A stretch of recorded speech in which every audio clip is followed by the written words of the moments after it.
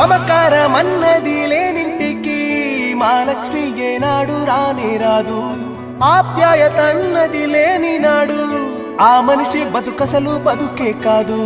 విడిపోయి కూడే వేళ భారాలే తీరేను, దూరాన నవే నాడో తీరాన్ని చేరేను.